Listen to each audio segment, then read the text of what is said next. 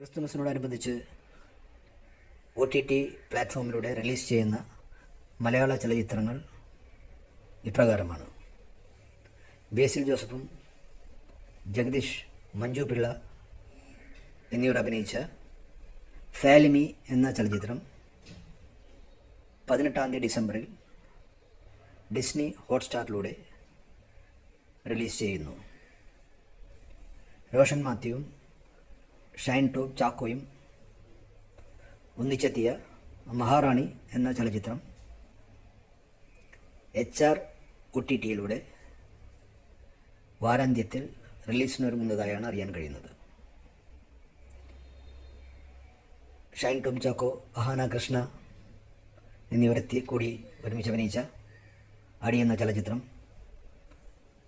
C5ലൂടെ December 22 കൂടി റിലീസിന് ഒരുങ്ങുകയാണ്.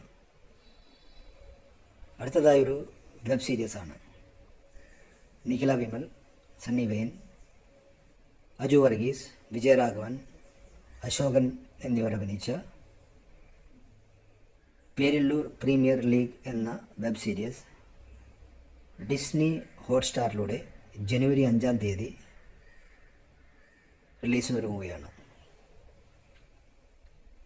ഇന്ദ്രൻസും ധ്യാൻ ശ്രീനിവാസനും ദുർഗാകൃഷ്ണയും ഒരുമിച്ചെത്തിയ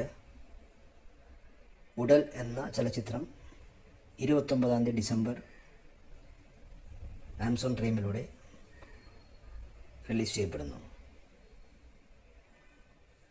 നിങ്ങളുടെ അഭിപ്രായങ്ങളും സജഷനും തീർച്ചയായും ഞങ്ങളെ അറിയിക്കണം. Thank you for watching.